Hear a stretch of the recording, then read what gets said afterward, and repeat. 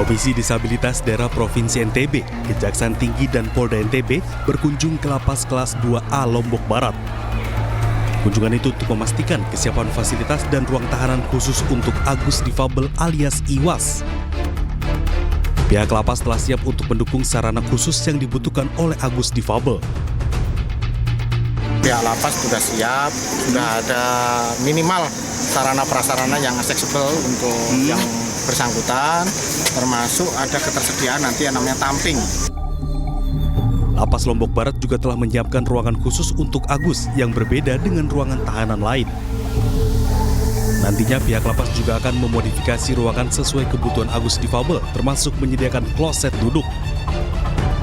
Nah, nanti sambil berjalan nanti karena fasilitas yang ada kloset duduk, nanti kalau memang yang bersangkutan tidak bisa menggunakan kloset itu, nanti kita juga akan memfasilitasi kebutuhan dia apabila dia membutuhkan misalnya modifikasi.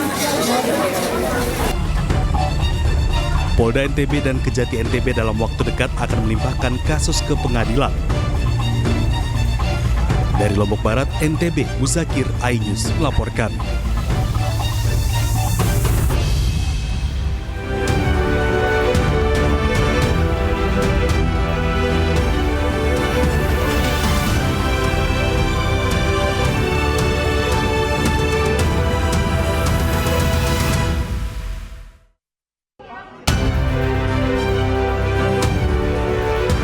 Mantan Menteri Hukum dan HAM Yasona Laoly memenuhi panggilan Komisi Pemberantasan Korupsi terkait buronan Harun Masiku.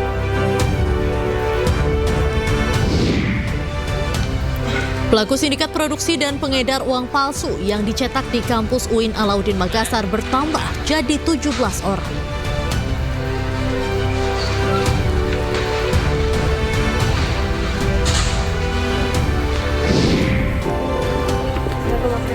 Presiden Prabowo Subianto disambut siswa sekolah dasar berpakaian adat Sumatera Barat di Kairo.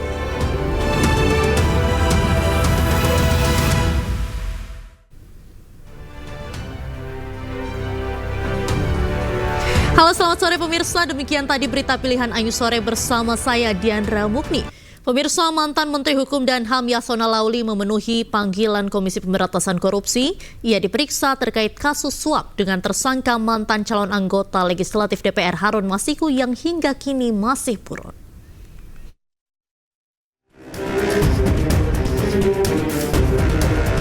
Mantan Menteri Hukum dan HAM Yasona Laoly tiba di gedung Komisi Pemberantasan Korupsi Jakarta Selatan Rabu pagi. Yasona menjalani pemeriksaan sebagai saksi dalam kasus suap pergantian antar waktu anggota DPR 2019-2024 dengan tersangka Harun Masiku yang hingga kini masih buron. Ini merupakan panggilan kedua setelah sebelumnya Yasona batal hadir pada agenda pemeriksaan Jumat 13 Desember lalu dan meminta penjadwalan ulang. Mantan politisi PDI Perjuangan Harun Masiku buron usai ditetapkan sebagai tersangka kasus suap pada 9 Januari 2020. Harun Masiku menyuap Komisioner KPU Wahyu Setiawan senilai 1,5 miliar rupiah agar dirinya menjadi anggota DPR melalui mekanisme pergantian antar waktu PAW. Sementara mantan politisi PDIP Marwarar Sirait membuka sayembara penangkapan Harun Masiku. Ia bahkan menawarkan imbalan dari uang pribadinya sebesar 8 miliar rupiah. Harun Masiku tuh siapa sih kok bertahun-tahun nggak bisa ditangkap? Ya, saya akan kasih bonus bagi yang bisa menangkap Harun Masiku 8 miliar rupiah uang pribadi saya. Ya, supaya semangat, supaya tidak ada negara di negara ini yang kebal hukum. Ya, dan saya gunakan berkat dari Tuhan itu untuk memberantas korupsi yang ada di Indonesia. Buron kasus suap Harun Masiku masuk ke dalam daftar pencarian orang sejak 17 Januari 2020. Ia sempat terdeteksi pergi ke Singapura dan kembali ke Indonesia pada kurun waktu 2020. Tim Liputan iNews melaporkan. Pemirsa, dalam dialog rakyat bersuara, politisi PDI Perjuangan Adiana Pitupulu memprotes kenapa hanya buronan Harun Masiku yang diungkit dan banyak kader PDI Perjuangan yang dipanggil KPK terkait hal ini. Sementara itu, Koordinator Masyarakat Anti Korupsi Indonesia atau MAKI meminta agar kasus Harun Masiku segera dituntaskan. KPK juga sering, tidak hanya sekali dua kali, menggunakan pasal pemerasan. Kalau itu memang dirasa pemerasan. Tapi Gitu ini loh. enggak. Loh, ya kan versinya KPK sudah menetapkan tersangka, terus sudah diverifikasi oleh pengadilan, sudah putus sampai inkrah bahwa Wahyu Setiawan itu menerima suap, Harun Masiku tersangka memberi suap, sudah kalau itu. Jadi Beda bukan dia. Begini loh, sederhana saja. Oke, kalau kemudian Harun Masiku tidak memberikan uang apa? loh itu sebenarnya saya ingin mendapatkan izin penggilingan padi, sudah memenuhi syarat semua. Itu loh. Tapi saya memberikan uang kepada kepala dinas PTSP, itu tetap dianggap suap. Begini, Gitu loh. makanya Atau gini. kalau bolehlah dianggap gratifikasi kalau tidak Begini, dilaporkan gini. gitu. Jadi karena ini tertangkap tangan, ya itu suap dan menyuap. Begini, kalau Harun Masiku tidak bayar, dia kehilangan apa? Loh, itu silahkan perdebatan di hukum. Ini sudah makanya kalau toh Harun Masiku tidak terima dianggap sebagai pelaku, bisa mengajukan pra peradilan tidak sahnya sebentar penetapan dulu. tersangka. Udah tidak bisa diperdebatkan, udah bisa- inkrah kok. Gitu Kita loh. sedang berdiskusi toh. Ya. Oke. Bisa saya selesaikan? Ya, loh, Oke. tadi kan anggap ini kan justru Kalau bisa saya selesaikan begini. ya oke. Silakan Bang Adian. Kita biarkan publik menilai. Kalau kamu tidak bayar, maka kamu kehilangan jabatanmu sebagai anggota DPR. Di mana kita bilang ada unsur pemerasannya. Ketika dia tidak membayarkan sesuatu, dia kehilangan haknya. Ini beda dengan suap menyuap dalam proyek. Berbeda. Oke. Saya merasa punya hak untuk menjadi anggota DPR. Dari mana hak itu saya dapatkan? Hak konstitusional berdasarkan putusan Mahkamah Agung dan fatwa Mahkamah Agung. Hak itu melekat pada saya secara konstitusional. Kalau saya tidak bayar, saya kehilangan itu. Oke? Pemerasan bukan. Unsurnya itu. Saya minta boleh nggak berlaku fair. Untuk yang tidak berlatar belakang partai, ada 4 orang lagi yang jadi buronan. Yang lebih lama. Bahas, bicarakan, buatkan sayembara. Biar fair. Ada 4 Panggil. lagi. Oke, siapa yang terkait dengan Kirana? Panggil. Siapa yang terkait dengan buronan yang lain? Panggil. Kenapa yang dipanggil semua yang terkait dengan Harun Masiku? Dari bulan ke bulan, dari tahun ke tahun. Menjelang Pilpres dipanggil, menjelang momentum politik dipanggil. Ayo kita berlaku fair. Itu loh. Nah, yang kita inginkan apa sih? Fairness kok. Adil saja. Itu loh. Dari sisi mana? Dari sisi manapun. Kan sederhana. Tapi sebenarnya Pak Adian setuju nggak ini dituntaskan perkara ini? Loh, begini Pak. Loh, Saya setuju nggak jika dituntaskan? sebentar dulu. Saya setuju semuanya dituntaskan. Yang saya tidak setuju ketika yang lain tidak dipersoalkan, hanya Harun Masiku yang dipersoalkan. Sementara, sementara dari jumlah uangnya lebih besar yang lain. Sementara di yang lain 8 tahun buronan, Harun Masiku 4 masuk 5 tahun kelima. Kenapa yang kecil suap menyuap berdasarkan proses yang dia yakini sebagai hak konstitusional itu menjadi lebih besar dibandingkan yang lain? Kenapa? Ayo jelaskan pada saya, kita jelaskan pada rakyat. Apa dasar pertimbangannya? Kenapa kemudian yang 3 tahun lebih lama dari Harun Masiku menjadi buronan tidak pernah dibahas? Bahkan Pak Aiman tanya, siapa itu Kirana? Ya berarti gini, Pak Adian Napitupulu bisa ikut barisan saya gugat KPK pra peradilan Oh, enggak, terhadap perkara itu. enggak. Atau PDIP di Komisi 3 juga mempertanyakan itu. Saya pun masih punya daftar 4, itu besok petral. Ini, Terus tambah yang masih buron nih, yang masih buron maksudnya. Ya bukan, kalau ini petral ini udah lama, tapi tidak diproses-proses. Sekjen DPR terkait dengan rumah dinas. Terus ini kemudian Paulus Thanos yang EKTP. Terus beberapa TPPU yang Rita Widiasari, saya daftar kok, saya akan ngasih hadiah di akhir masa jabatan pimpinan KPK ini 5 pra peradilan. Jadi saya senang Pak Adian Napitupulu bisa ikut juga menggugat itu. Kenapa si Kirana Kota Problem gini loh. Dan saya selalu mengatakan buronan KPK berapa? Saya sebutkan juga itu kok. Saya punya datanya tanpa harus saya buka Google lagi. Saya ingat persis itu kasusnya di mana kok. begini. Gitu loh. Ayo kita tuntaskan, kita selesaikan KPK ini gitu loh. Sementara itu beralih ke kasus lain, pemirsa, KPK menggeledah kantor Bank Indonesia terkait kasus dugaan korupsi dana Corporate Social Responsibility atau CSR Bank Indonesia.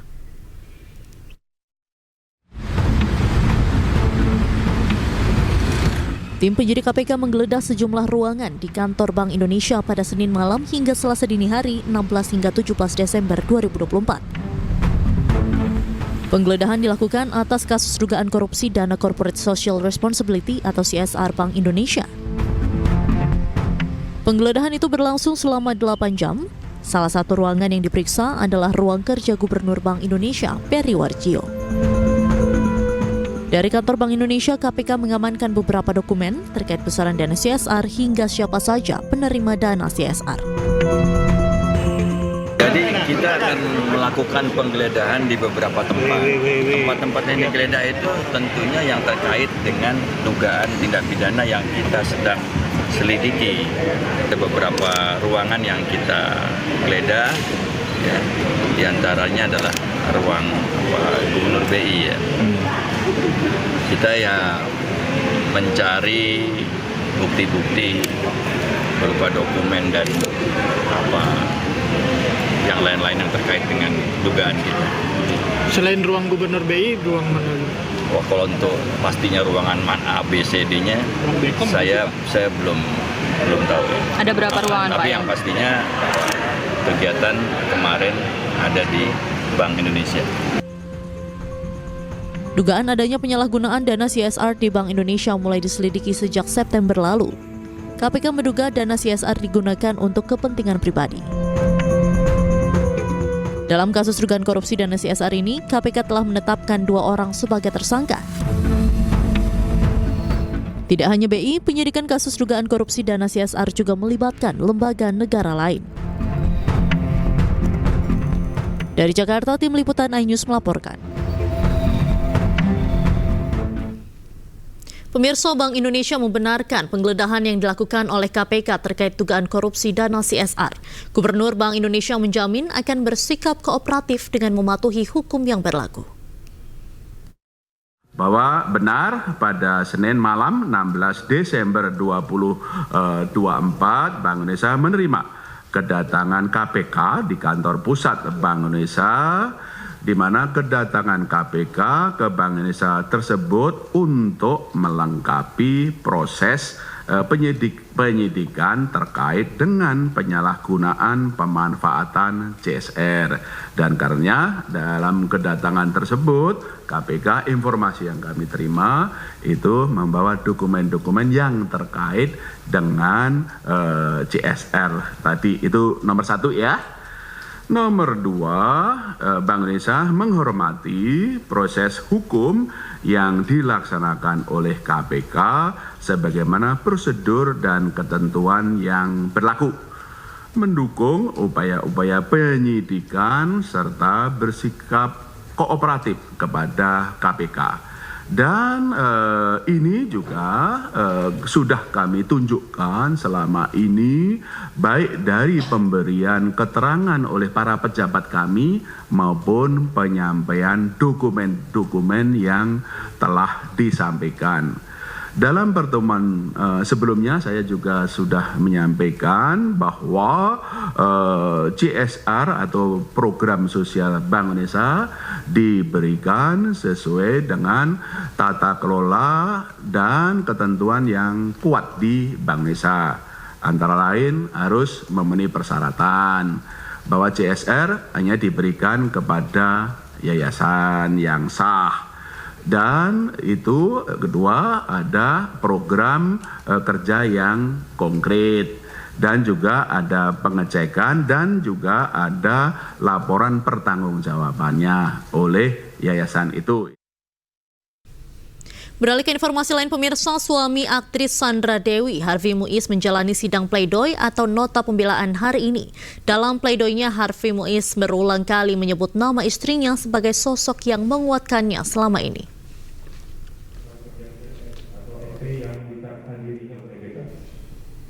Suami Sandra Dewi, Harvey Muiz, membacakan sendiri pledoi atau nota pembelaan dirinya di Pengadilan Tipikor Jakarta.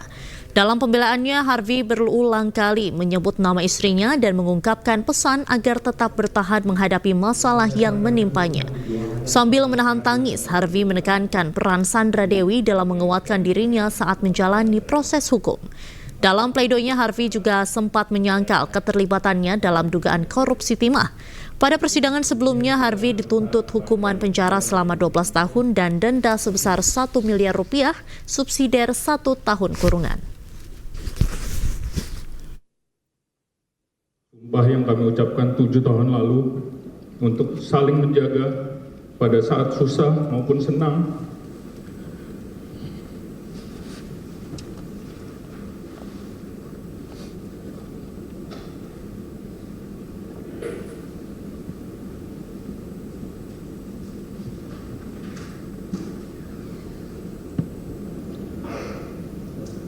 Kelimpahan maupun kekurangan pada waktu sehat maupun sakit, sampai maut memisahkan kita, dijalankan dan ditunaikan oleh Sandra tanpa keluhan apapun. Kita pikir kita kuat, Yang Mulia. Sementara itu, terdakwa kasus korupsi tata niaga timah lainnya, Tamron Tamsil, menangis saat membacakan pembelaan di hadapan Majelis Hakim Pengadilan Tindak Pidana Korupsi Jakarta Pusat. Bos smelter swasta CV Venus Inti Perkasa itu mengaku menyesal telah bekerja sama dengan PT Timah yang justru menjeratnya ke ranah hukum.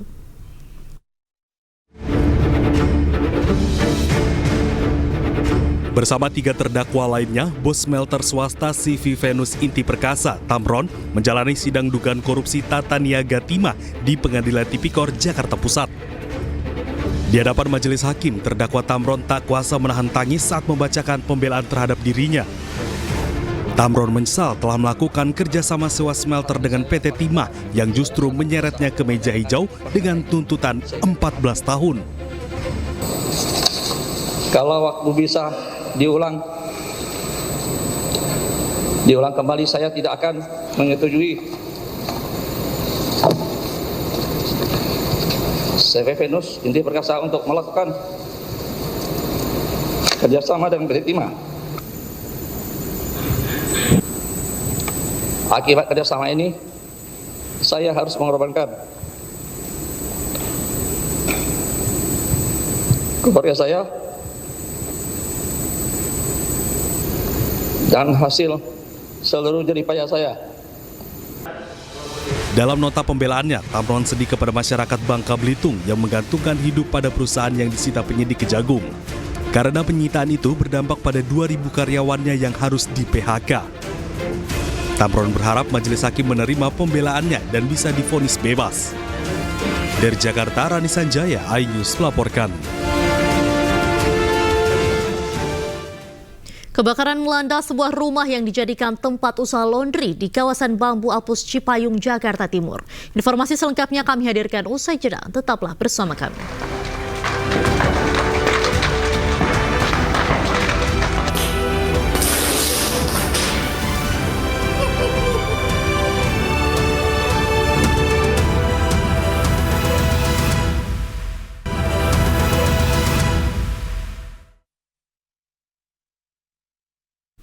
Anda kembali menyaksikan iNews Sore bersama saya Diandra Mukni. Pemirsa, kebakaran melanda sebuah rumah yang dijadikan tempat usaha laundry di kawasan Bambu Apus, Cipayung, Jakarta Timur, Rabu siang tadi.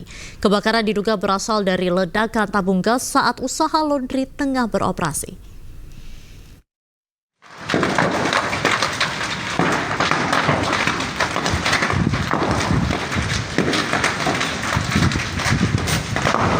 Kobaran api disertai asap tebal membumbung tinggi saat kebakaran melanda sebuah rumah yang dijadikan tempat usaha laundry di Jalan Bambu. Dengar satu-satu. Satu-satu. Udah.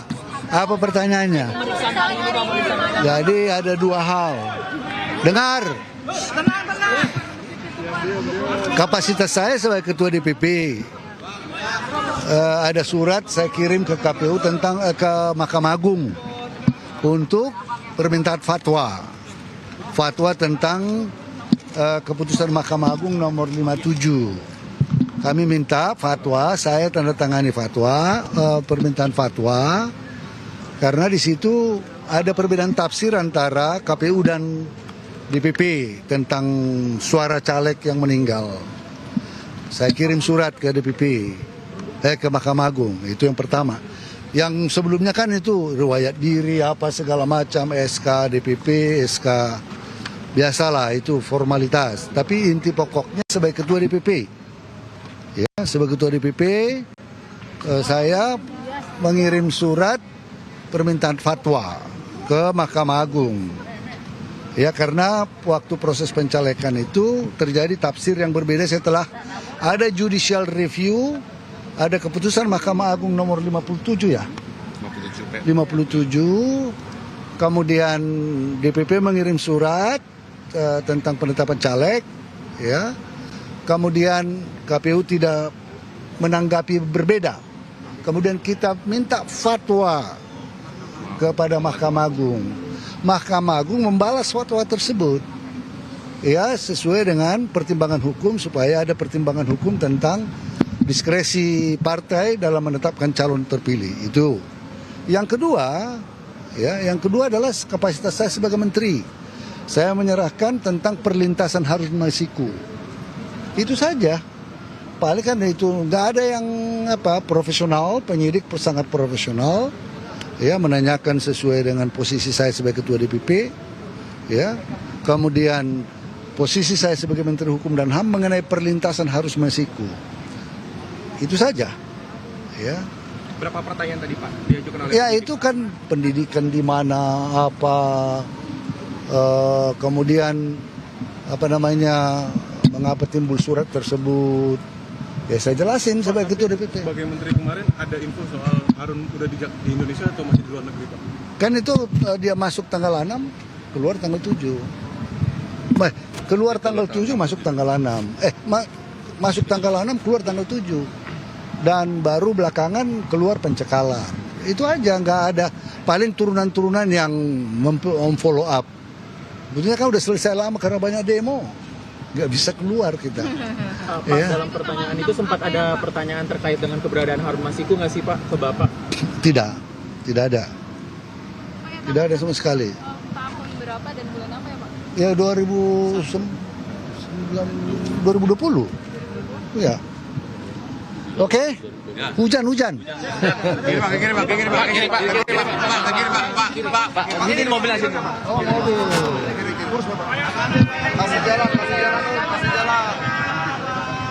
Kasih jalan. Oh. Hati-hati kabel, hati-hati. Ya pemirsa, baru saja tadi kita saksikan bersama mantan Menteri Hukum dan HAM Yasona Lauli yang baru saja selesai menjalani pemeriksaan oleh Komisi Pemberantasan Korupsi atau KPK terkait dengan buronan Harun Masiku. Dan kita akan beralih ke informasi lain pemirsa. Polisi memeriksa Lady Aurelia Pramesti dan ibunya Lina Dedi terkait penganiayaan terhadap Dr. Koas di Palembang. Sementara untuk kepentingan investigasi, Universitas Sriwijaya mengistirahatkan Lady dari seluruh kegiatan mahasiswa.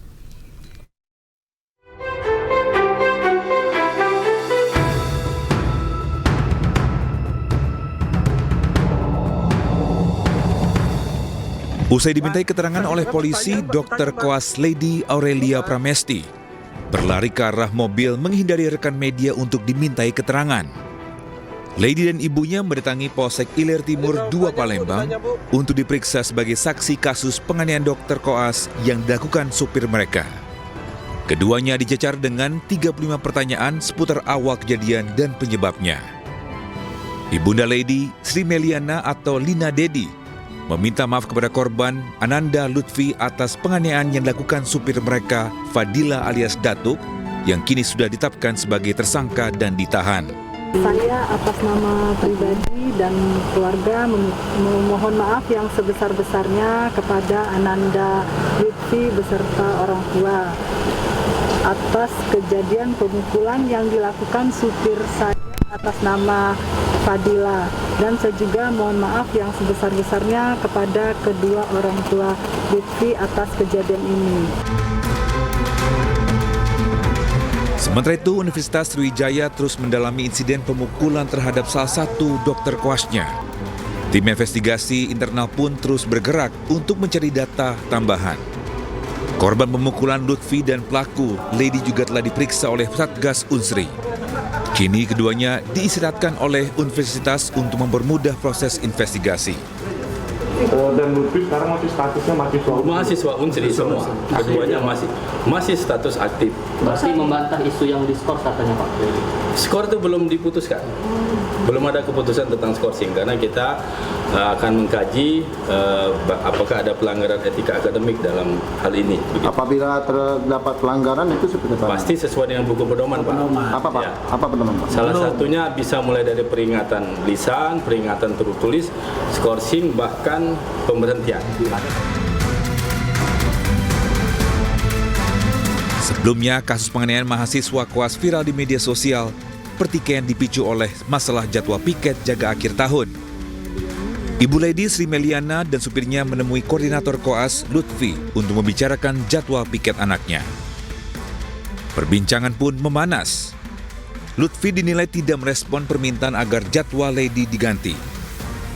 Fadila, supir Ibu Lady pun emosi dan memukul Lutfi. Kini Fadila ditetapkan sebagai tersangka. Hukuman penjara maksimal 5 tahun pun menanti pelaku. Tim Liputan iNews melaporkan. Pemirsa, Satreskrim Polres Goa, Sulawesi Selatan kembali menangkap 2 pelaku yang diduga sindikat produksi dan pengedar uang palsu yang dicetak di kampus UIN Alauddin Makassar. Hingga kini, polisi telah menahan 17 orang pelaku, 15 diantaranya telah ditetapkan sebagai tersangka.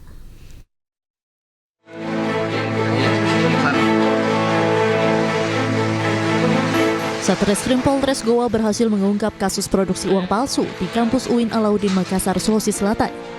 Kasus ini terungkap setelah polisi menangkap pelaku di salah satu perusahaan pembiayaan. Dari penangkapan pelaku tersebut, polisi melakukan penyelidikan hingga akhirnya sumber uang palsu tersebut diketahui berasal dari dalam kampus. Polisi menyita 1 unit mesin cetak yang diduga digunakan untuk memproduksi uang palsu dari dalam perpustakaan dan uang palsu pecahan 100.000 sebanyak Rp446.700.000. Satreskrim Polres Goa telah menetapkan 15 orang tersangka dalam kasus ini. 2 diantaranya adalah Kepala Perpustakaan UIN Alauddin Makassar dan staf perpustakaan. bahwa benar saat ini sudah ditingkatkan ke pendidikan. Ya, sudah kami tingkatkan ke pendidikan. Kami mohon waktu dulu dari sahabat rekan bahwa ini masih kita kembangkan lagi. Perkara ini masih kita kembangkan lagi. Saat ini kami sudah mengamankan 15 tersangka. 9 sudah kita lakukan penahanan. 5 dalam perjalanan dari Mamuju, 1 dalam perjalanan dari Wajo.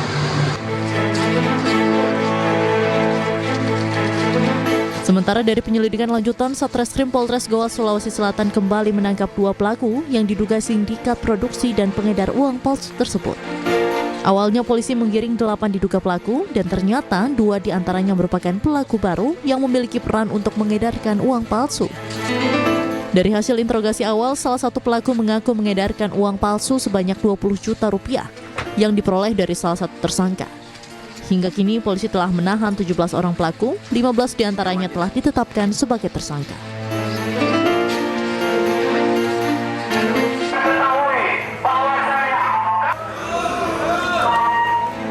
Sementara itu, buntut dari terungkapnya kasus produksi dan peredaran uang palsu tersebut, puluhan mahasiswa berunjuk rasa di gedung Rektorat Kampus UIN Alauddin Makassar. Mahasiswa menuntut agar rektor mundur dari jabatannya setelah miliaran rupiah uang palsu diketahui diproduksi di dalam kampus oleh 2 orang pegawai perpustakaan. Dia mendorong kawan-kawan bahwasanya rektor hari ini harus bertanggung jawab full karena kami menduga kuat bahwasanya segala permasalahan itu adalah motif untuk melindungi atau membiarkan produksi uang palsu di kampus UIN Alauddin Makassar yang letaknya di perpustakaan. Itu sangat mencoreng dan menjadi dosa besar atas dunia pendidikan.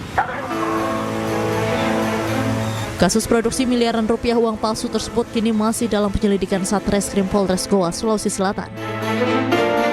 Dari Kabupaten Goa, Sulawesi Selatan, Bukma Anyus melaporkan.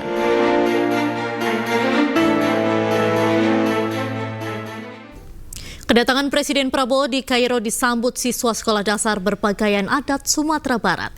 Informasi selengkapnya kami hadirkan usai jeda. Tetaplah bersama kami.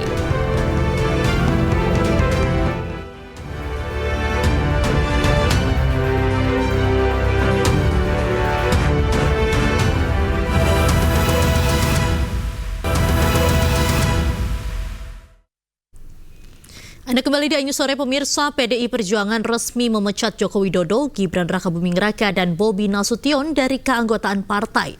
Presiden ke-7 RI Joko Widodo dan Wakil Presiden Gibran Rakabuming Raka mengaku menghormati keputusan tersebut.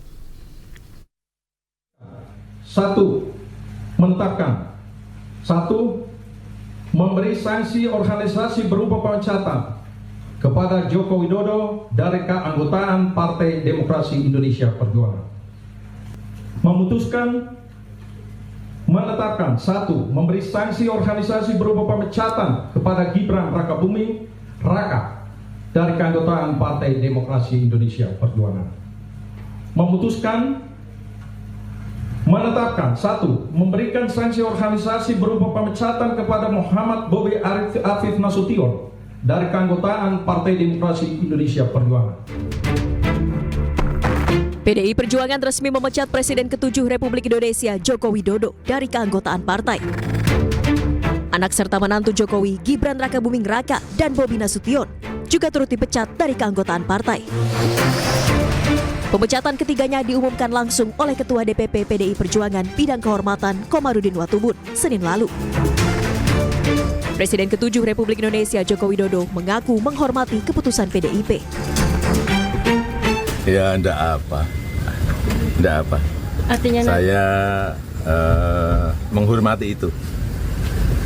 Dan saya tidak dalam posisi untuk membela atau memberikan penilaian ya, karena keputusan itu sudah terjadi.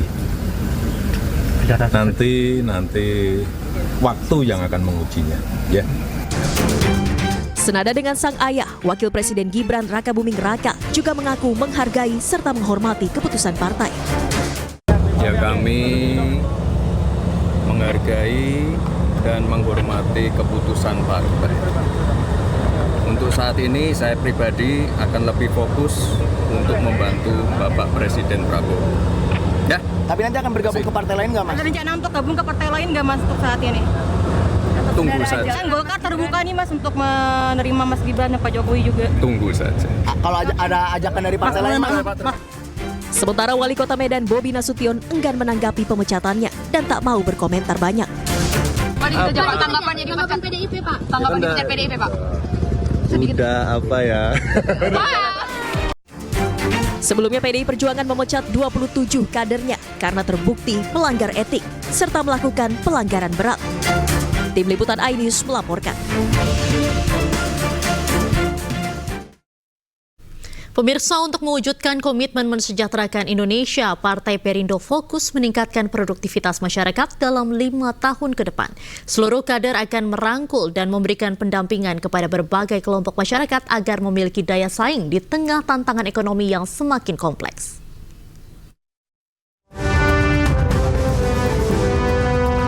Tak terasa sudah 1 dekade Partai Perindo memperjuangkan aspirasi masyarakat Indonesia dengan berbagai program pro rakyat. Di bawah kepemimpinan Ketua Umum Angela Tanu Sudibyo, dalam 5 tahun ke depan Partai Perindo akan semakin fokus untuk meningkatkan kesejahteraan kelompok masyarakat 5P, yakni perempuan, pemuda, pekerja, penyandang disabilitas, dan pelaku UMKM. Kelompok masyarakat ini nantinya akan dirangkul dan diberikan pendampingan untuk meningkatkan produktivitas mereka dalam meningkatkan berbagai keterampilan. Kita akan membuka ruang seluas-luasnya untuk para perempuan, untuk para pemuda, untuk para penyandang disabilitas, untuk para pekerja, untuk para pelaku usaha. Kita terbuka untuk semua. Kenapa? Karena kami percaya bahwa untuk bisa menghasilkan solusi nyata di tengah masyarakat tantangan kita hari ini, maka perlu representasi dan partisipasi aktif dan bermakna dari seluruh elemen masyarakat. Sebagai partai yang terbuka dan inklusif, Partai Perindo akan terus berkomitmen memberikan kontribusi nyata bagi peningkatan kesejahteraan masyarakat Indonesia melalui berbagai program pro rakyat. Tim Liputan iNews melaporkan. Presiden Prabowo Subianto melakukan kunjungan kenegaraan ke Kairo, Mesir. Selain disambut para pejabat tinggi Mesir, kedatangan Prabowo juga disambut siswa sekolah dasar berpakaian adat Sumatera Barat.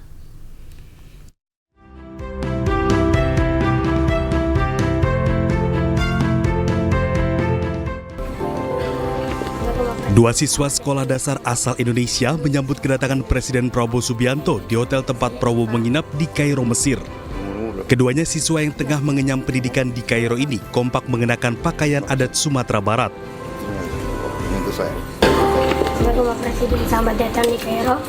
Kami siswa sekolah Indonesia Kairo. Saya Keisan, saya Iva. Umurmu berapa? 11 tahun. Kamu? 10 tahun. Terima kasih. Terima kasih. Pokoknya untuk saya. Terima kasih. Terima kasih. Wah, bangga banget, senang gitu. Terus ya pokoknya senang deh gitu. Bangga pada diri sendiri sama saat ketemu dengan Pak Prabowo. Senang karena seumur-umur hidup baru ketemu Presiden, pejabat tangannya. Kehadiran Prabowo juga disambut antusias sejumlah mahasiswa Indonesia yang tengah mengenyam pendidikan di Kairo.